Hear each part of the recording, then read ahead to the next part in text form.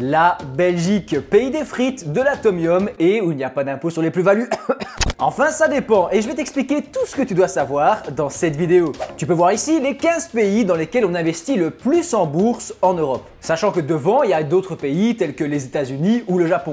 La Belgique, elle est à la traîne avec un taux de seulement 7,2%. C'est 3 fois moins qu'en France par exemple, alors que le système belge est beaucoup plus avantageux. C'est l'un des rares pays au monde qui permet aux investisseurs particuliers de ne pas payer d'impôts sur la plus-value en bourse. Il y a quelques conditions, mais c'est tout à fait possible, et finalement tu vois qu'il n'y a qu'une petite partie de la population qui en profite. Mais je vais remédier à ça et commençons par le commencement. Quand on gagne de l'argent, on paye des impôts, ça s'appelle l'impôt sur le revenu. Quand je parlais de commencement, c'est vraiment le commencement du coup, mais tu vas très vite voir où je veux en venir. Bref, on paye des impôts et quand tu touches ton salaire, tu as sûrement déjà remarqué sur ta fiche de paye le précompte professionnel. Par exemple, si tu gagnes 3 500 € brut, eh bien tu verras sur ta fiche de paye moins 1 000 € de précompte. Comme dans la pratique les impôts sont payés une fois par an, on fait d'office un précomptage, ce qui évite de demander 12 000 € en une fois à une personne. Si tu as des revenus immobiliers, il y a le précompte immobilier et si tu as des revenus en bourse, il y a le précompte mobilier. En Belgique, le taux de base pour le précompte mobilier est de 30%. En principe, tu dois le payer, mais pas toujours.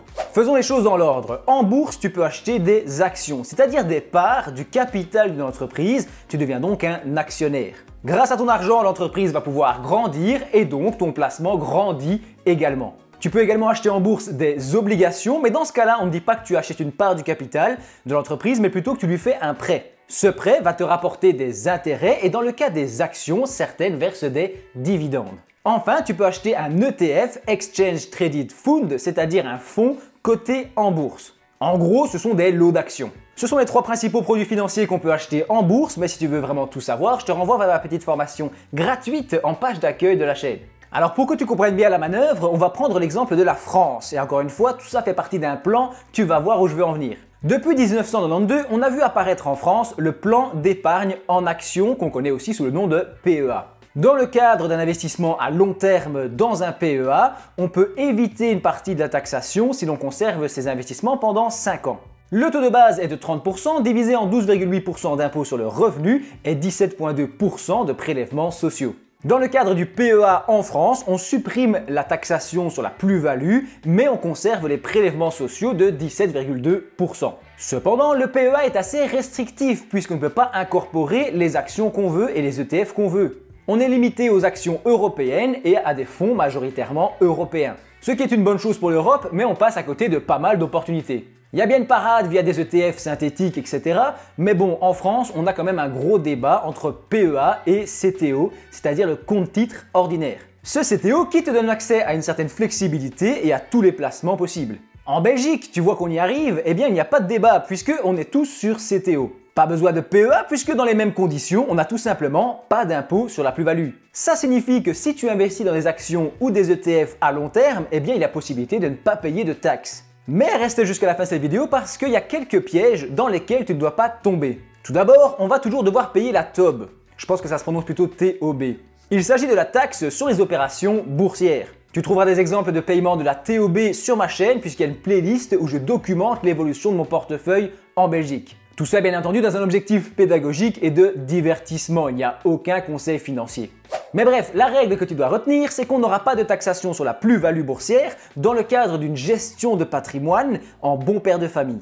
Ça signifie que tu ne fais pas de trading ou d'achat-revente régulier pour faire des plus-values à court terme. Ça ne doit pas devenir un business ou une source complémentaire de revenus. Et je vais t'expliquer comment faire, mais d'abord parlons encore un petit peu des dividendes, parce que eux, dans tous les cas, ils seront taxés. Les dividendes, donc revenus des actions, sont imposés au précompte mobilier de 30%. Et attention parce que si ces dividendes proviennent de sociétés étrangères à la Belgique, alors ils peuvent être taxés dans le pays d'origine et resubir la taxation de 30% en Belgique. Dans ce domaine-là, il y a quand même un point pour la France, dans le sens où ils ont suffisamment d'entreprises qui versent de gros dividendes sur le plan national. En Belgique, c'est un peu plus compliqué. Et pour revenir sur cette histoire de gestion en bon père de famille, l'idée c'est que tu investis de l'argent, de l'épargne durement gagnée, dans l'espoir de la faire fructifier. Épargne qui a déjà été taxée puisqu'elle provient de ton salaire, et une fois fructifiée, si c'est le cas, cette épargne tu vas la dépenser et donc payer la TVA. Mais selon moi, il y a autre chose, et ici c'est plutôt une réflexion personnelle que je te partage. Je l'ai dit, au niveau des dividendes et de cette stratégie, on n'est quand même pas bien servi en Belgique. Et pour reprendre l'exemple de la France, eh bien un investisseur français pourrait raisonnablement investir uniquement sur le plan national.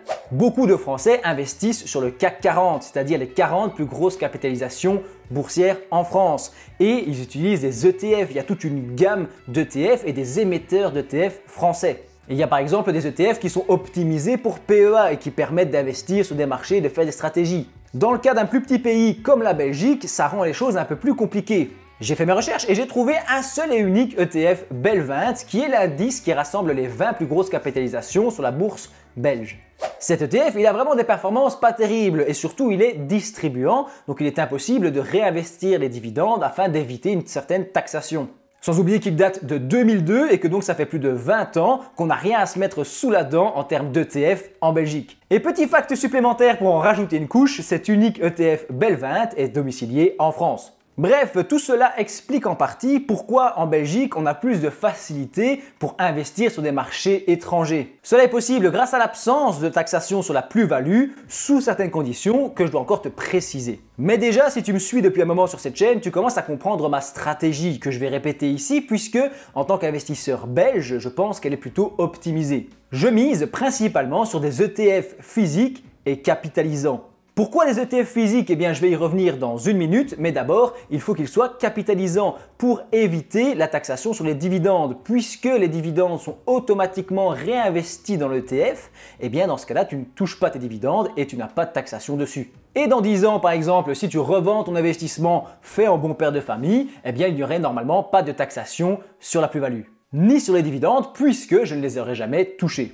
Et donc à très long terme, pourquoi ne pas imaginer de faire un switch vers une stratégie à dividendes en comptant évidemment la taxation en Belgique de 30% ainsi que la taxation éventuelle dans le pays d'origine. Ok, on évite donc une taxation sur la plus-value, on évite normalement la taxation sur les dividendes. Qu'en est-il maintenant des obligations et de leurs intérêts? Eh bien en fait c'est assez simple puisqu'on n'a pas le choix, on doit payer le précompte mobilier sur les intérêts récupérés d'obligations. Ou alors on trouvera quelqu'un qui est plus spécialiste que moi encore et qui va nous éclairer en commentaire, c'est également à ça que ça sert les réseaux sociaux. N'oublie pas qu'il y a beaucoup d'opinions personnelles et que chacun est libre de donner son avis. On avance, mais il nous reste cette histoire d'ETF physique. Pourquoi est-ce que je préfère acheter les ETF physiques? Eh bien c'est justement à cause de cette histoire d'intérêt. Si le fonds investit plus de 25% en produits de taux, alors il y aura une taxation sur la plus-value et un précompte mobilier sur la partie productive d'intérêt. En gros, si dans le fonds, dans l'ETF, il y a des obligations productives d'intérêt ou d'autres produits qui produisent des intérêts, il y aura taxation. Si le fonds est acquis à partir du 1er janvier 2018, donc normalement on est en plein dedans, eh bien c'est à partir de seulement 10% d'investissement dans des produits de taux que la taxation s'applique. Donc c'est en fait beaucoup plus sévère. Après, c'est pas la fin du monde, hein, c'est tout à fait normal de payer des impôts, on soutient l'économie belge, on soutient le pays, ça n'en fait pas un mauvais placement pour autant, les obligations, ça peut avoir son utilité. Attention parce que c'est là qu'il y a une certaine subtilité, si le gestionnaire du fonds ne peut pas démontrer la quantité d'investissement qui produit des intérêts, alors dans ce cas-là, en vertu de la loi belge, il y aura une taxation sur la plus-value de la totalité du fonds.